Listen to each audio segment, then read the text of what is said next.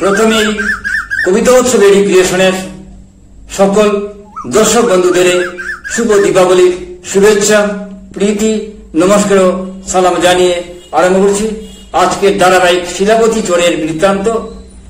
বরাকের শেষ রাজা গোবিন্দচন্দ্র নারায়ণ তার রাজত্বের 70 রাজত্ব করেছিলেন।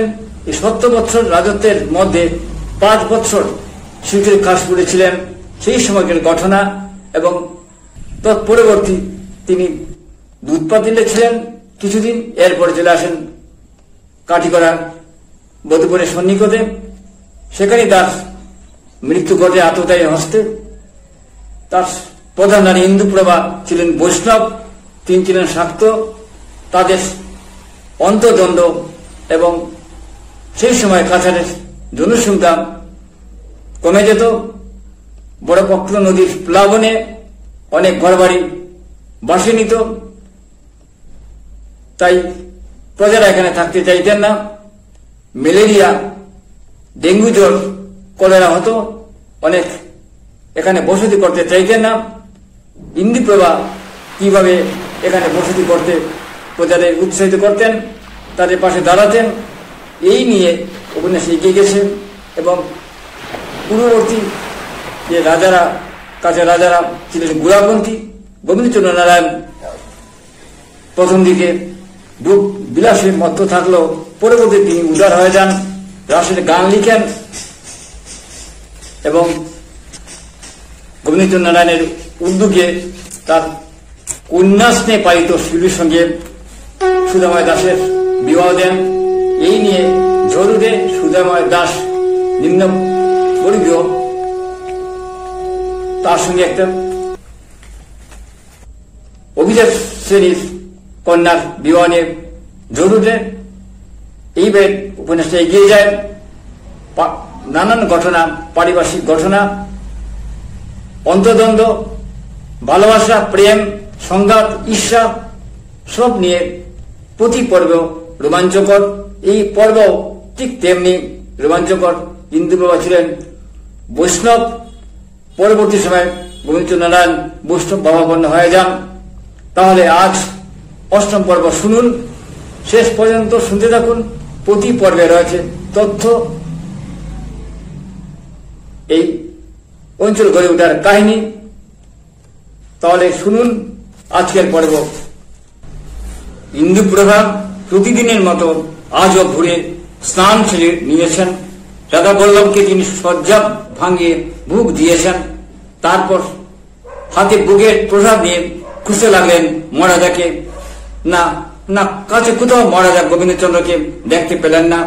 মহারাজা এত সকালে তো কোথাও যান না, তবে আজ তিনি আবার কোথায় গেলেন এই ভাবতে ভাবতে তিনি অন্দরমহলের শেষ মাথায় আসলেন। রিনা, মহারাজা কোথায় জানিস? প্রত্যুত্তরে রিনা বলল, হ্যাঁ জানি। মহারাজা ঘোড়ায় গাড়ি নিয়ে প্রজা দর্শনে শিলাবতী চলে গেছেন। ফিরতে শিলাবতীর ঘাটেও যাবেন। আমি জিজ্ঞেস করেছিলাম মহারাজাকে, রানীমাকে এই কথা কি বলবো? শুধু বলেন না, কিছু বলতে হবে না, আমি সকালে রাধা বল্লভের ভোগ দেওয়ার আগেই আসবো। কথা যখন হচ্ছিল তখন দূর থেকে কাছে আসছে মহারাজের ঘোড়ার গাড়ির শব্দ, আর তারই ঘোড়ার শব্দ হচ্ছে ঠক ঠক। ইন্দুপ্রভা সকালবেলা প্রাতরাশ করেননি। মহারাজের সঙ্গে প্রাতরাশ করতে অনেক প্রয়োজনীয় কথা বলেন। আজ প্রয়োজনীয় অনেক কথা ছিল বলবেন, তাই তিনি অপেক্ষা করছেন। তারই সতীন চন্দ্রকলা কদিন থেকে জ্বরে ভুগছে। কাল থেকে চন্দ্রকলা জ্বরে মাঝে মাঝে অজ্ঞান হয়ে যাচ্ছে। রাজবৈদ্যের কোন ঔষধ আর কাজে লাগছে না। ঠিক সেই সময় মহারাজা হঠাৎ প্রায় হন্তদন্ত হয়ে আসছেন ইন্দুপ্রভার ঘরের দিকে। তার চোখে মুখে একটা খুশি ছড়িয়ে পড়েছে। আবেগে প্রায় চিৎকার করে ডাকতে লাগলেন, ইন্দু ইন্দু। কোনো কথা না বলে তাকিয়ে রয়েছে। আবার গোবিন্দচন্দ্র ইন্দুপ্রভাকে রক্ষা করে বলেন, কি দেখছো ইন্দু? আবেগে প্রায় চিৎকার করে ডাকতে লাগলেন, ইন্দু ইন্দু। কোনো কথা না বলে তাকিয়ে রয়েছে ইন্দু। আবার গোবিন্দচন্দ্র ইন্দুপ্রভাকে লক্ষ্য করে বললে, কি দেখছো ইন্দু, তুমি এত ভোরে প্রজাদর্শনে গিয়েছিলে? অতি উত্তম। মহারাজা তার প্রত্যুত্তরে ইন্দুপ্রভাকে লক্ষ্য করে বলেন, আজ ভোর হওয়ার আগে স্বপ্নে যখন রাজা বলল আমার ডেকে বললেন, যাও গোবিন্দ, মানুষের কাছে যাও, দেশের প্রজাপুঞ্জের দুঃখের সুখের দশা প্রাপ্ত করো, যাও গোবিন্দ যাও। তাই তোমাকে বিরক্ত না করে নিপেন্দ্র লাঠিয়ালকে নিয়ে শিলাবতীর ঘাট ও শিলাবতীর চর ঘুরতে এলাম। তাই তোমাকে বিরক্ত না করে নিপেন্দ্র লাঠিয়ালকে নিয়ে শিলাবতী ঘাট ও শিলাবতীর চর ঘুরে এলাম। খুব আনন্দ হচ্ছে গো ইন্দুপ্রভা। এই কথা শুনে ইন্দুপ্রভা তখন বলে, এইভাবে চেয়েছিলাম, খুব আনন্দ হচ্ছে গো ইন্দুপ্রভা। এই কথা শুনে ইন্দুপ্রভা তখন বলে, এইভাবে চেয়েছিলাম। প্রজার খুশি মুখ দেখলে আনন্দ হয় আমার ইন্দু। প্রজারা মাঠে ধান কাটছে, কুমার মাটির ঘোড়া তৈরি করছে, চাষির বউ সবজি বাগানে কাজ করছে। ইন্দু, কি একটা কথা বলবো? কি কথা? শিউলি সুদামা দাসকে ভালোবাসে, আমি সকালে দেখছি শিলাবতী ঘাটে, বলে গোবিন্দচন্দ্র। কিছুক্ষণ চুপ থাকে, তারপর ইন্দু বলে, সুদামা দাস খুব ভালো যুবক। দাদা বল্লভের আশ্রিত, আমাদের রাজবাড়িতে রাস উৎসবের সময় খুব সুন্দর গুচ্ছের গান গিয়েছিল। আমাদের রাজবাড়িতে রাস উৎসবের সময় খুব সুন্দর গুচ্ছের গান গিয়েছিল, খুব সুন্দর গান গায়, মাটির ঘোড়া ইত্যাদি তৈরি করে। মৃৎশিল্পীর ব্যবসা খুব ভালো চলছে, তার সিলেটের মাটির ঘোড়া ইত্যাদি তৈরি করে মৃৎশিল্পীর ব্যবসা খুব ভালো চলছে। তার সিলেটের ব্যবসায়ীরা এখানে এসে এইসব কিনে নিয়ে যায়। একটু বিরক্ত নিয়ে মহারাজা গোবিন্দচন্দ্র ইন্দুকে লক্ষ্য করে বলেন, তোমার কথা শুনে তাদের মেলামশাকে সমর্থন করছে মনে হচ্ছে। হ্যাঁ, করছি। ভালোবাসা তো কোনো অন্যায় নয়, এটা ঈশ্বরের দান। তুমি তো জানো পূর্বজ মহারাজা সুদর্প নারায়ণের রাজত্বে কি ভয়ঙ্কর ঘটনা ঘটেছিল। মালিনী ও সুরেশ্বরের বিচারের কথা, সে কিংবদন্তি আজও লোকমুখে ঘুরছে। জানি, বলো ইন্দুপ্রভা। কৈপুরে ভুবনেশ্বর বাচস্পতি অন্তর্দান আজও রহস্য রাজ্যবাসী সবার কাছে। কৈপুরে ভুবনের বাচস্পতি অন্তর্দান আজও রহস্য রাজ্যবাসী সবার কাছে। কাছে রাজ্যের অধিষ্ঠায়ী দেবী রণচণ্ডী পূর্বসূরি মহারাজার নিষ্ঠুর বিচারের জন্য দৈববাণী হয়েছিল। কৈপুরের ভুবনের বাচস্পতি অন্তর্দান আজও রহস্য রাজ্যবাসী সবার কাছে। কাছে রাজ্যের অধিষ্ঠানী দেবী রণচণ্ডী পূর্বসূরি মহারাজার নিষ্ঠুর বিচারের জন্য দৈববাণী হয়েছিল। অভিশাপ দিয়েছিলেন, আমাদের রাজবংশ ধ্বংস হবে, আমাদের প্রজনন ক্ষমতা হ্রাস পাবে, সন্তান হবে না। সেই অভিশাপ কি এখন আমরা বহন করে নিয়ে যাচ্ছি। আমাদের কোনো সন্তান নেই। পরবর্তীতে কাজে রাজ্যের সিংহাসনে কে বসবে, এই বলতে বলতে মহারাজ গোবিন্দচন্দ্রের হঠাৎ চিন্তান্বিত হয়ে কেমন যেন অসহায়ের মতো ইন্দুপ্রভার দিকে তাকিয়ে রইলেন। অভিশাপ দিয়েছিল, আমাদের রাজবংশ ধ্বংস হবে, আমাদের প্রজনন ক্ষমতা হ্রাস পাবে, সন্তান হবে না। সেই অভিশাপ কি এখন আমরা বহন করে নিয়ে যাচ্ছি। আমাদের কোনো সন্তান নেই।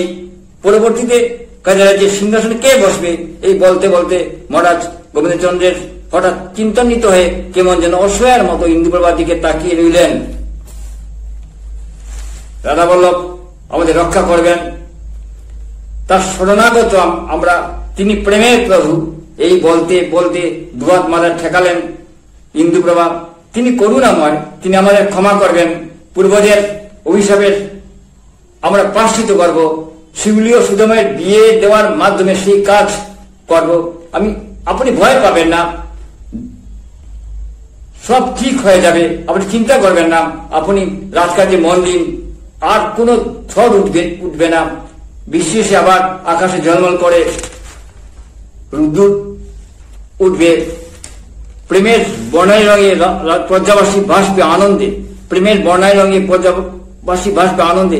এই কথা বলতে বলতে তার দুহাত মাথায় ঠিকই কাঁদতে লাগলেন ইন্দুপ্রভা। এই কথা বলতে বলতে তার দুহাত মাথায় ঠিকই কাঁদতে লাগলেন ইন্দুপ্রভা। এই বুঝি সুখের কান্না ইন্দুপ্রভার।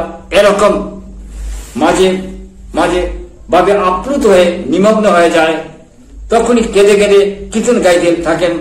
আজ আবার এইভাবে কীর্তন গাইছে, আমার গোপিনী বিরহের তাপিনী বিদায় দিও না শাম, নির্দয় হওয়া না ছাড়িয়ে বন্ধুগণ লইলাম শরণ। এই গানের কলিটি 300 বছর আগের গোবিন্দচন্দ্রের রাসোৎসব লীলামৃতের থেকে নেওয়া। কীর্তন গাইতে গাইতে কেমন হয়ে যায় ইন্দু, কীর্তন গাইতে গাইতে কেমন হয়ে যাচ্ছে ইন্দু।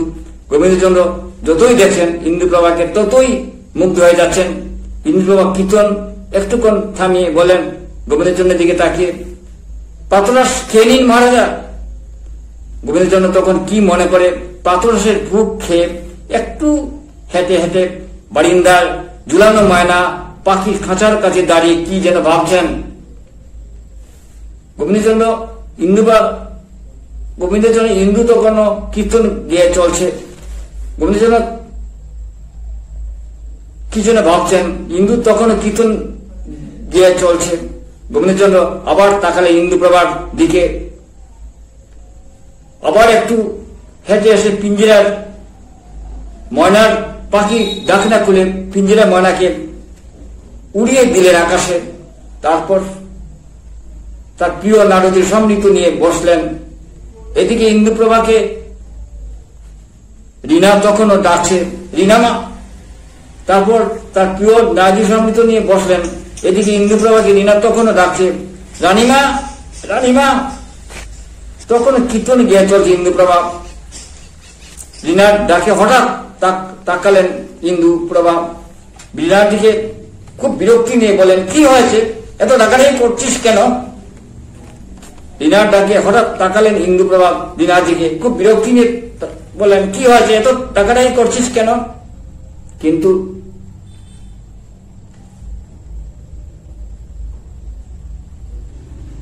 কিছু ভালো না লাগলেই মহারাজা পূর্বজ কাজারার পরিবারের ভুবনেশ্বর বাচস্পতি লেখা নারদী পুরাণ পড়েন।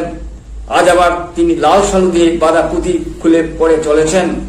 কিছু ভালো না লাগলেই মহারাজা পূর্বজ কাজারার পরিবারের ভুবনেশ্বর বাচস্পতি লেখা নারদী পুরাণ পড়েন। আজ আবার তিনি লাল সালু দিয়ে বাঁধা পুঁথি খুলে পড়ে চলেছেন। অতীতে আসলে যে করায় ভোজন, সদ্যমন হইয়া করে অতিথি সেবন। অতিথি সেবার করে আর কোন ধর্ম, তোমাতে বলিল আমি এই সব মর্ম। অতিথি আইসে তবে যেই জনের পরে ভক্তি যুক্ত হইয়া তারে পুজিব সাদরে। যদি নরে অতিথিরে করায় ভোজন, 3 ভূমি জল দিয়ে মধুর বচন। যেই মতে অতিথিরে করিব সেবন, অবিঘ্নে যাইব সেই বৈকুণ্ঠ ভবন। অতিথি আসলে যেই করায় ভোজন, সদ্যমন হইয়া করে অতিথি সেবন। অতিথি সেবার পরে আর কোন ধর্ম, তোমাতে বলিল আমি সেই সব মর্ম। অতিথি আইসে তবে যেই জনের পরে ভক্তিযুক্ত হইয়া তারে পুজিব সাদরে। যদি নরে অতিথিরে করায় ভোজন, 3 ভূমি জল দিয়া মধুর বচন। সেই মতে অতিথিরে করিব সেবন, অবিঘ্নে যাইব সেই বৈকুণ্ঠ ভবন। এইভাবে ইন্দুপ্রভা কীর্তন করছেন। এদিকে মহারাজা নারী সংহিতা পড়ছেন। একটি স্বর্গীয় পরিবেশ বলে ছড়িয়ে পড়েছে। আজ এখানে শেষ করছি। কবিতা উৎসব এডি ক্রিয়েশন অনুষ্ঠান শুনুন, দেখুন, আমাদের পাশে থাকুন। প্রকৌশলগত ত্রুটি রয়েছে, উপস্থাপনা খামতি রয়েছে, তবু হাজার হাজার দর্শক এই অনুষ্ঠান দেখে থাকেন। আপনিও দেখুন, দেখতে থাকুন, ভালো লাগবে।